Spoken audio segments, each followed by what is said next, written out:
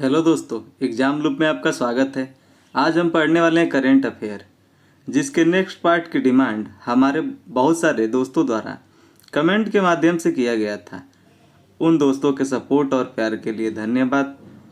इस सीरीज से संबंधित यदि आप कोई सुझाव देना चाहते हैं तो कमेंट बॉक्स में ज़रूर बताएं। चलिए इसमें पहला क्वेश्चन लेते हैं।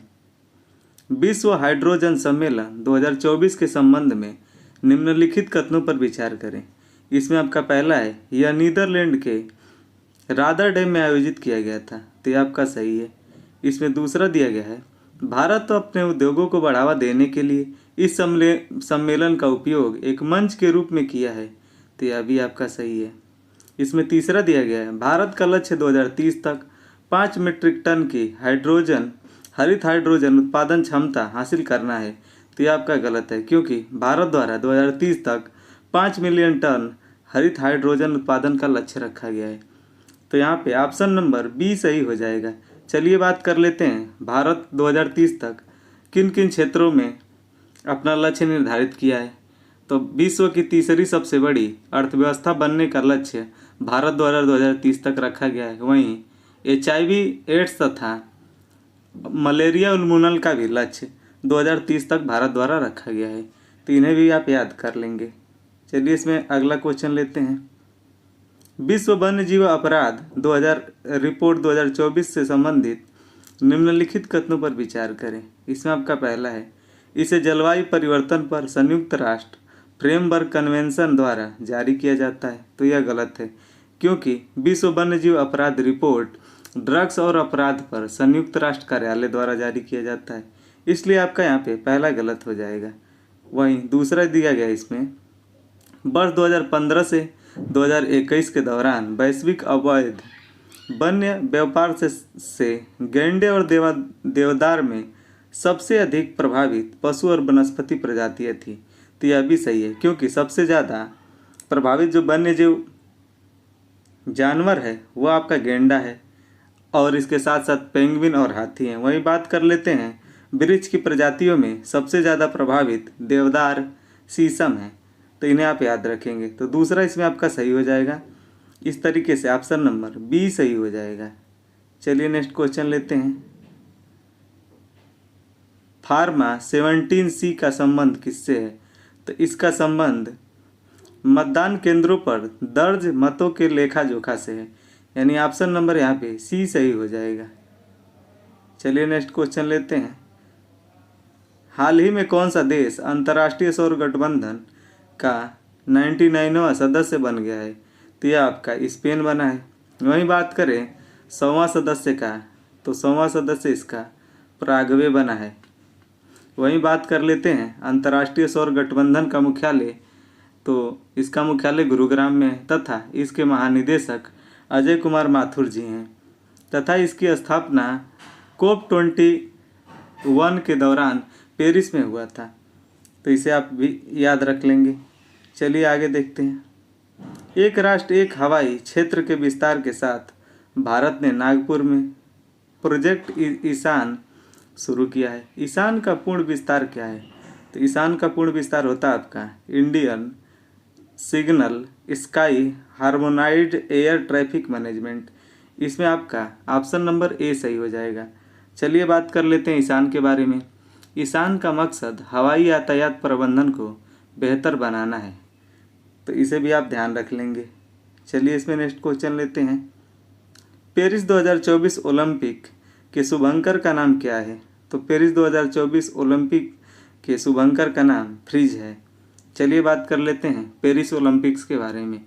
तो इसमें जो टॉप स्थान प्राप्त किया है वह आपका USA है, जिसके द्वारा 126 मेडल जीता गया है।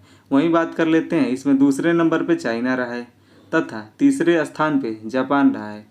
इसमें भारत का स्थान 71वां नंबर रहा है, जिसमें भारत द्वारा एक भी गोल्ड मेडल नहीं जीता गया। 1 सिल्वर तथा 5 कांस्य के साथ भारत ने पेरिस ओलंपिक में 6 मेडल जीते हैं।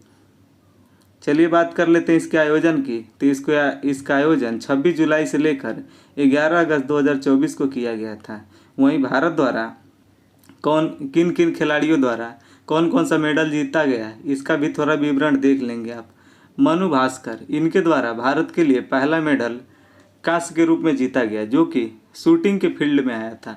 वहीं बात कर लेते हैं सर्वजीत सिंह की, तो इनके द्वारा भी कांस्य पदक जीता गया है, जो कि 10 मीटर एयर पिस्टल इवेंट में इन्होंने जीता था।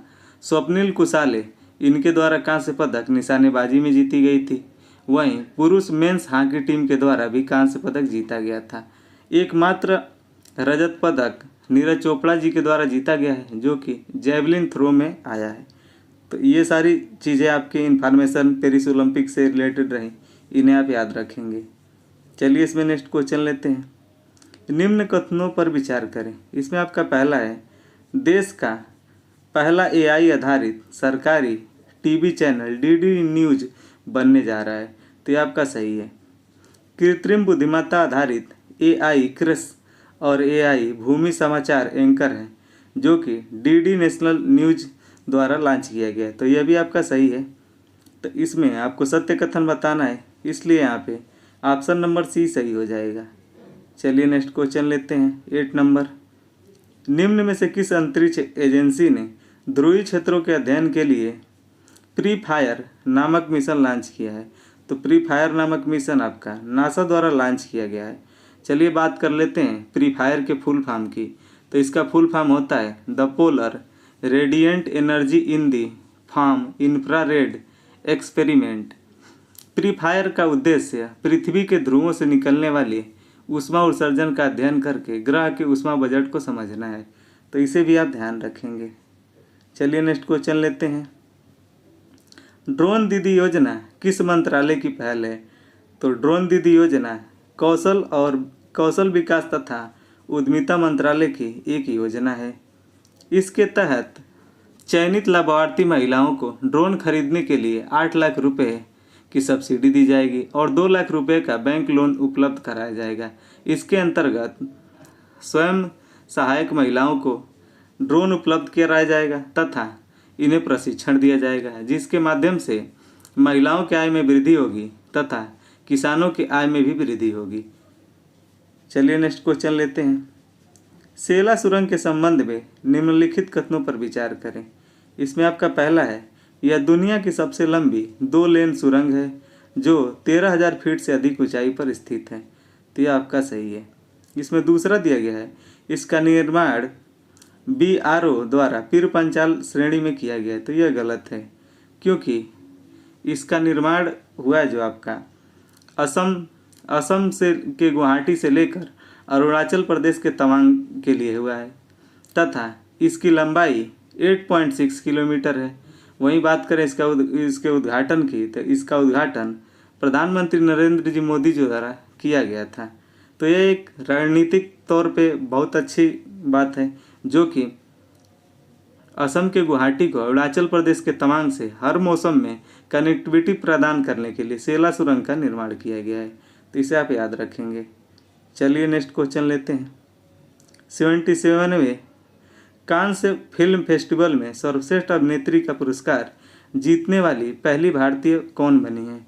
तो यह बनी है आपकी अनसुईया सेन गुप्ता। चलिए बात कर लेते हैं कांस फिल्म फेस्टिवल के बारे में। तो इनकी फिल्म अनसुईया जी को किस फिल्म के लिए मिला है? तो इनकी फिल्म का नाम है द सेमलेस के लिए इन्हें सर्वश्रेष्ठ अभिनेत्री का अवार्ड मिला है। वहीं बात करें कांस फिल्म फेस्टिवल में सर्वश्रेष्ठ अभिनेता का अवार्ड जेसी प्लेमेंस को मिला है।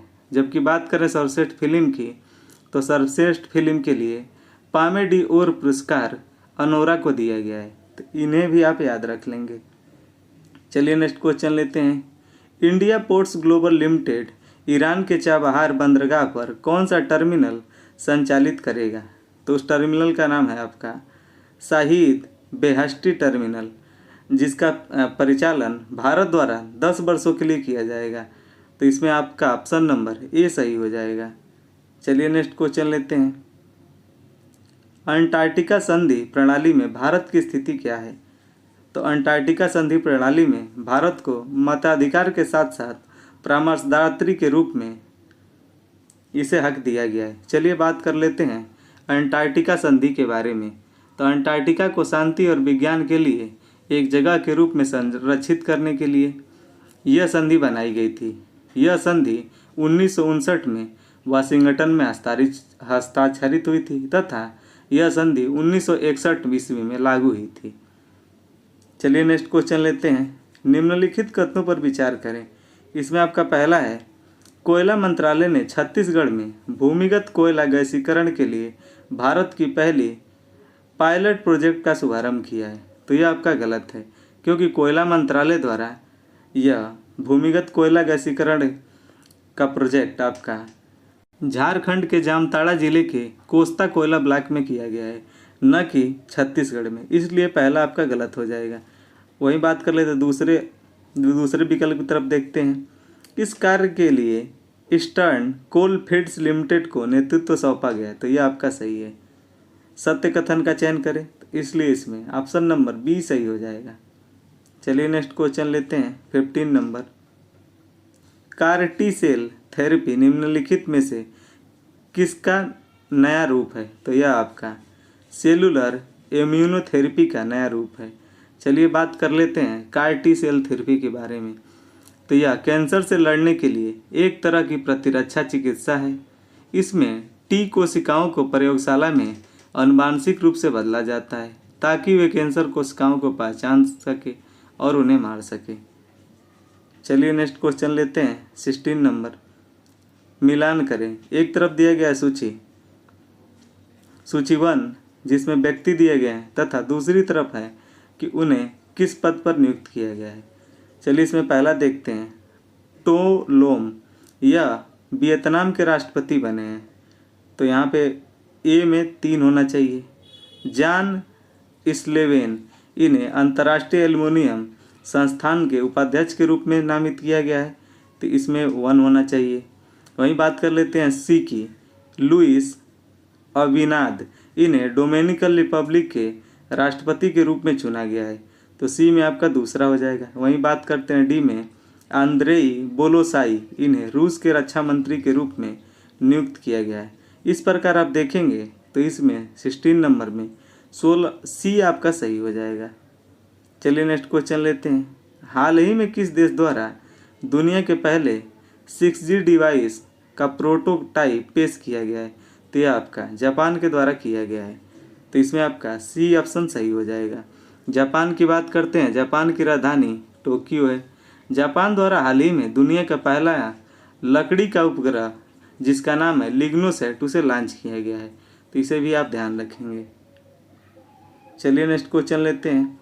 निम्न कथनों पर विचार करें। इसमें आपका पहला है, लद्दाख में उल्लास कार्यक्रम के तहत युवाओं को रोजगार के लिए प्रशिक्षण दिया जाएगा। तो यह आपका गलत है।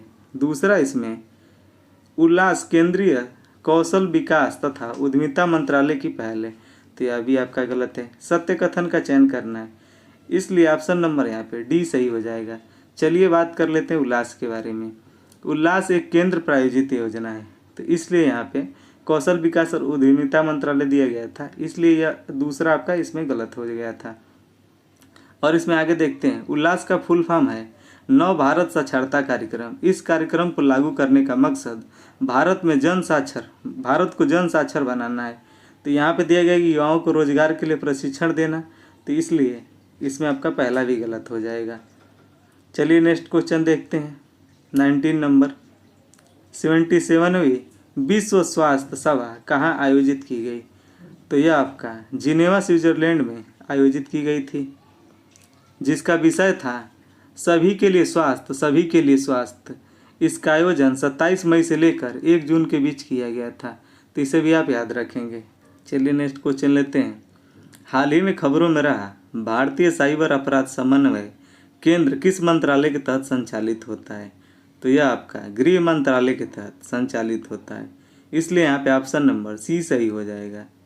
चलिए नेक्स्ट क्वेश्चन लेते हैं। 21 नंबर, देश का सबसे बड़ा कौशल कार्यक्रम इंडिया स्किल प्रतियोगिता 2024 हाल ही में किस स्थान पर शुरू किया गया? तो यह आपका नई दिल्ली में शुरू किया गया है, इसलिए ऑप्शन नंबर सी सही हो जाएगा। चलिए नेक्स्ट क्वेश्चन लेते हैं। 22 नंबर, NOAA द्वारा जारी एक हालिया रिपोर्ट के अनुसार पिछले वर्ष कितनी प्रतिशत प्रवाल भित्तियाँ विरंजित हुई हैं? तो इसके अनुसार NOAA के अनुसार 60% प्रवाल भित्तियाँ विरंजित हो चुकी हैं। चलिए बात कर लेते हैं कि प्रवालों के विरंजित होने का मुख्य कारण क्या है। तो इसमें सागरीय तापमान में वृद्धि, महासागरीय लवणता, प्रदूषण, संक्रामक रोग तथा मानवीय गतिविधियों के कारण प्रवाल विरंजित होते हैं। मानवीय गतिविधियों में बात करें तो अवैध मछली का खनन तथा प्रवालों के खनन से होता है, तो इसे आप याद रखेंगे। चलिए नेक्स्ट क्वेश्चन लेते हैं। हाल ही में खबरों में रहा डायसन स्फीयर क्या है? तो डायसन स्फीयर के बारे में आपको बताना है कि यह क्या है। तो डायसन स्फीयर एक तारे की ऊर्जा का दोहन करने के लिए एक काल्पनिक इंजीनियरिंग परियोजना है। तो इस तरह से आपका ऑप्शन नंबर बी सही हो जाएगा। चलिए बात कर लेते हैं डायसन स्फीयर के बारे में। किसी तारे के चारों ओर बनाए जाने वाली एक काल्पनिक कृत्रिम मेगा स्ट्रक्चर को डायसन स्फीयर कहते हैं। इसका मकसद तारे से निकलने वाली पूरी विकिरण ऊर्जा को इकट्ठा करना होता है, तो इसे भी आप ध्यान रखेंगे। चलिए इसमें आगे देखते हैं। फ़ोनपे ने हाल ही में किस देश में UPI सेवाएं शुरू की है? तो यह श्रीलंका में किया गया है। वहीं बात कर लें, यूरोप में सबसे पहले UPI सेवा की शुरुआत पेरिस के एफिल टावर में हुआ था। तो अगर आपसे यूरोप में पूछा जाए कि किस देश में भारत द्वारा UPI सेवाएं शुरू की गई है, तो वह आपका फ्रांस होगा, तो इसे भी आप ध्यान रखेंगे। चलिए अगला क्वेश्चन देखते हैं। यात्रा और पर्यटन विकास सूचकांक 2024 हाल ही में किस संगठन द्वारा जारी किया गया? तो यह आपका विश्व आर्थिक मंच के द्वारा जारी किया गया है। इसके अनुसार यात्रा और पर्यटन सूचकांक में जो टॉप देश है वह आपका USA है। वहीं बात करें इसमें भारत की रैंकिंग, तो इसमें भारत को 39वां स्थान मिला है, यानी 39वें स्थान पर इसमें भारत है, तो इसे भी आप याद रखेंगे। चलिए नेक्स्ट क्वेश्चन लेते हैं।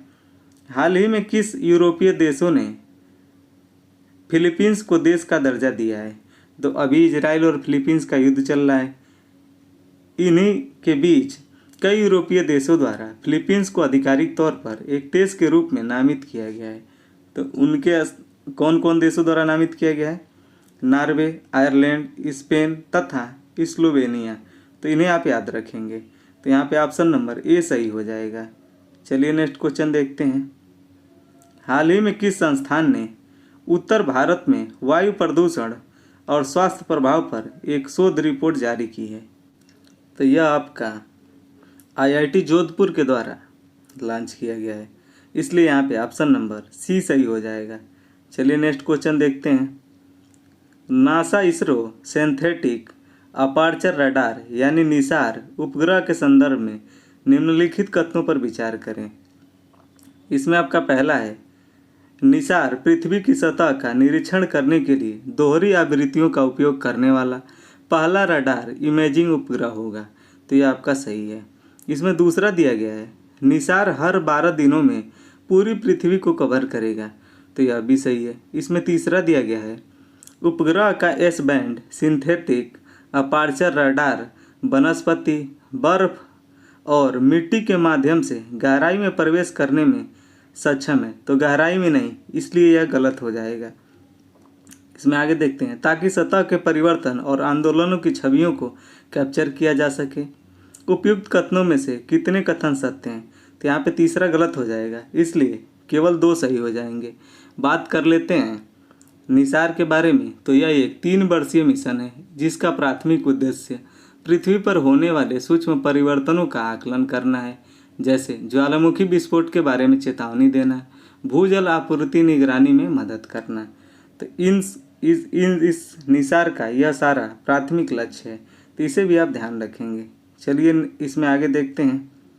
निम्नलिखित में से कौन सा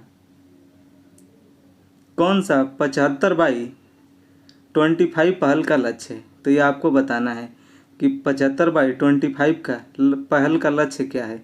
तो यह आपका इसका लक्ष्य 2025 तक उच्च रक्तचाप और मधुमेह से पीड़ित 75 मिलियन व्यक्तियों की जांच करना और उन्हें मानक देखभाल प्रदान करना है। तो इसमें ऑप्शन नंबर बी सही हो जाएगा। इस पहल को कौन शुरू किया है? तो यह आपका केंद्रीय स्वास्थ्य मंत्रालय के द्वारा जारी किया गया एक पहल है, तो इसे भी आप ध्यान रखेंगे। चलिए इसमें नेक्स्ट क्वेश्चन लेते हैं 30 नंबर। हाल ही में किस राज्य में बालिका शिक्षा को बढ़ावा देने के लिए मुख्यमंत्री संतुष्ट मोइना योजना शुरू की है? तो यह आपका असम गवर्नमेंट के द्वारा स्टार्ट किया गया है। चलिए बात करते हैं निजुत मोइना योजना के बारे में।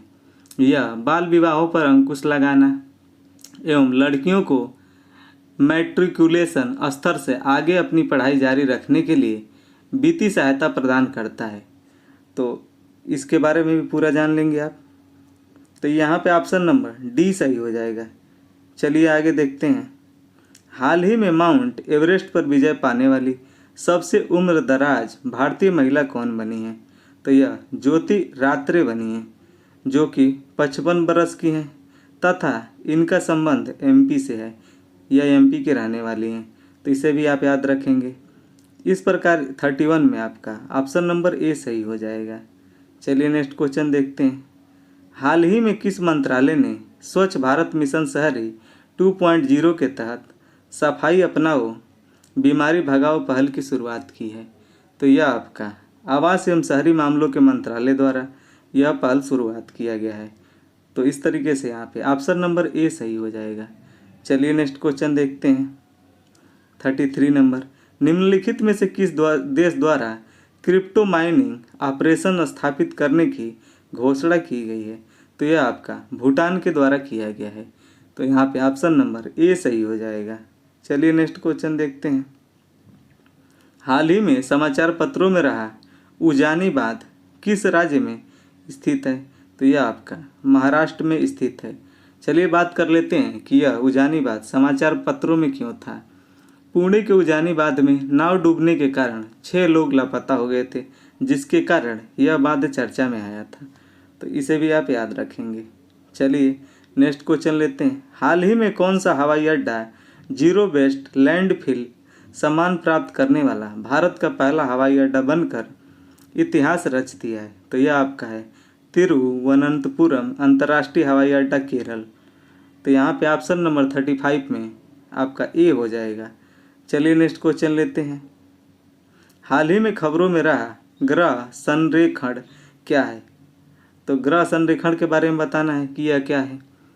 तो यह एक शब्द है जिसका उपयोग सौरमंडल में ग्रहों की स्थिति का वर्णन करने के लिए किया जाता है। तो यहाँ पे ऑप्शन नंबर ए सही हो जाएगा। चलिए नेक्स्ट क्वेश्चन देखते हैं 37 नंबर। हाल ही में किस देश ने ASMP सुपरसोनिक क्रूज मिसाइल का सफल परीक्षण किया है? तो यह आपका फ्रांस के द्वारा किया गया है, यानी ऑप्शन नंबर यहाँ पे बी सही हो जाएगा। चलिए इसमें नेक्स्ट क्वेश्चन लेते हैं। हाल ही में दुनिया का पहला 100% बायोडिग्रेडेबल पेन नोट पेन किस देश में लॉन्च किया गया है? तो यह आपका नेपाल के द्वारा लॉन्च किया गया है। चलिए बात कर लेते हैं नोट पेन के बारे में। तो नोट पेन दुनिया का पहला 100% बायोडिग्रेडेबल पेन है। इसे दिल्ली के सौरभ एच मेहता ने लॉन्च किया है। यह पेन प्लास्टिक कचरे को कम करने के लिए बनाया गया है। तो इसे भी आप याद रखेंगे। चलिए इसमें नेक्स्ट देखते हैं। हाल ही में खबरों में रहा ग्लेसे 12b क्या है? तो ग्लेसे 12b के बारे में बताना है कि यह क्या है। तो यह एक पृथ्वी के आकार का बाह्य ग्रह है, यानी इसमें ऑप्शन नंबर सी सही हो जाएगा। चलिए नेक्स्ट क्वेश्चन लेते हैं 40 नंबर। 2024 एशियाई जिम्नास्टिक चैंपियनशिप में स्वर्ण पदक जीतने वाली पहली भारतीय जिम्निस्ट कौन बन गई है? तो यह आपकी बनी है दीपा करमारकर। इसमें ऑप्शन नंबर ए सही हो जाएगा। चलिए नेक्स्ट क्वेश्चन लेते हैं। हाल ही में भूस्खलन के कारण खबरों में रहा माउंट मुंगालो किस देश में स्थित है? तो यह आपका पपुआ न्यू गिनी में स्थित है। तो यहाँ पे ऑप्शन नंबर बी सही हो जाएगा। चलिए नेक्स्ट क्वेश्चन लेते हैं। हाल ही में गीता नास नौसेदो को किस देश के राष्ट्रपति के रूप में पुनः चुना गया है? तो इसे लिथुआनिया के नए राष्ट्रपति के रूप में गीतानास नौसेदा को चुना गया है। लिथुआनिया की वहीं बात कर लेते हैं तो इसकी राजधानी विल्नियस है तथा यह इसे बाल्टिक देशों के रूप में भी जाना जाता है, तो इसे भी आप याद रख लेंगे। चलिए इसमें नेक्स्ट देखते हैं। हाल ही में खबरों में रहा केम्पी फ्लेग्रेई एक सक्रिय ज्वालामुखी किस देश में स्थित है? तो यह आपका इटली में स्थित है। चलिए बात कर लेते हैं इटली के बारे में। इटली की राजधानी है रोम। इटली में G7 शिखर सम्मेलन का अभी हाल ही में सम्मेलन हुआ है, तो इसे भी आप ध्यान रखेंगे। जिन दोस्तों को इस करेंट अफेयर से संबंधित PDF चाहिए वो हमारे टेलीग्राम चैनल को ज्वाइन करें, जिसका लिंक डिस्क्रिप्शन बॉक्स में दिया गया है। यदि आपको लिंक से संबंधित कोई भी कठिनाई उत्पन्न होती है तो आप टेलीग्राम पर जाकर सीधा एग्ज़ाम लूप 1 भी सर्च कर सकते हैं और ज्वाइन करके वहाँ से आप PDF प्राप्त कर सकते हैं। तो इसमें आपका इटली सही हो जाएगा। चलिए नेक्स्ट क्वेश्चन देखते हैं। भारतीय पुरातत्व सर्वेक्षण ने हाल ही में किस राज्य में नवपाषाण युग की चट्टान नक्काशी की खोज की है? तो यह किस स्टेट में खोजा गया है यह आपको बताना है। तो यह आपका गोवा में खोजा गया है। यहाँ पे ऑप्शन नंबर ए सही हो जाएगा। चलिए नेक्स्ट क्वेश्चन देखते हैं। हाल ही में खबरों में रहा प्रवाह पोर्टल किस संस्था द्वारा लॉन्च किया गया है? तो यह आपका RBI के द्वारा लॉन्च किया गया है, यानी रिजर्व बैंक ऑफ इंडिया। चलिए बात कर लेते हैं प्रवाह पोर्टल के बारे में। तो प्रवाह पोर्टल का उद्देश्य अनुरोध किए गए आवेदनों पर निर्णय लेने हेतु समय सीमा प्रदान करना है तथा प्रक्रिया को सरल बनाना है, तो इसे भी आप ध्यान रख लेंगे। चलिए इसमें आगे देखते हैं। हाल ही में किस भारतीय शांति सैनिक को 2023 के लिए संयुक्त राष्ट्र सैन्य लिंग अधिवक्ता का पुरस्कार मिला है? तो यह आपका राधिका सेन जी को मिला है, यानी 46 में आपका बी सही हो जाएगा। चलिए नेक्स्ट क्वेश्चन देखते हैं। हाल ही में खबरों में रही रुद्रम 2 हवा से सतह में मार करने वाली मिसाइल किस संगठन द्वारा विकसित की गई है? तो यह आपका DRDO के द्वारा विकसित किया गया है रुद्रम 2 मिसाइल को।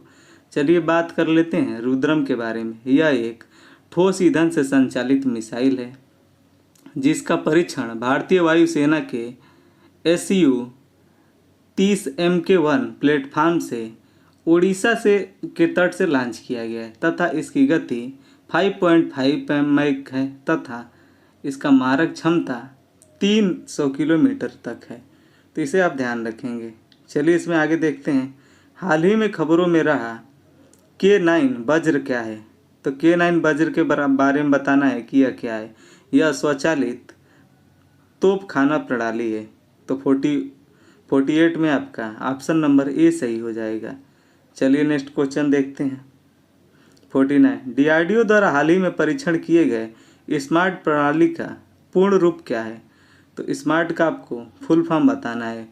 तो स्मार्ट का फुल फॉर्म है supersonic missile assisted release of torpedo, यानी यहाँ पे ऑप्शन नंबर ए सही हो जाएगा। चलिए बात कर लेते हैं स्मार्ट मिसाइल प्रणाली के बारे में। यह एक मिसाइल आधारित हल्के वजन वाली टॉर्पीडो डिलीवरी प्रणाली है। इसका उद्देश्य भारतीय नौसेना की पनडुब्बी रोधी युद्ध क्षमता को बढ़ाना है, तो इसे भी आप ध्यान रखेंगे। चलिए आगे देखते हैं लास्ट क्वेश्चन आज का। रक्षा अनुसंधान और विकास संगठन DRDO के वर्तमान अध्यक्ष कौन है? तो DRDO के वर्तमान अध्यक्ष समीर V कामत हैं, यानी ऑप्शन नंबर यहाँ पे 1 सही हो जाएगा। चलिए वहीं बात कर लेते हैं DRDO के बारे में। DRDO भारत सरकार के रक्षा मंत्रालय का अनुसंधान एवं विकास विंग है जिसका लक्ष्य भारत को अत्याधुनिक रक्षा प्रौद्योगिकियों से सशक्त बनाना है। इसकी स्थापना 1958 ईस्वी में हुआ था तथा DRDO का मुख्यालय नई दिल्ली में है, तो इसे भी आप याद रखेंगे। Thank you for watching. दोस्तों चैनल को लाइक शेयर तथा सब्सक्राइब करना न भूलें।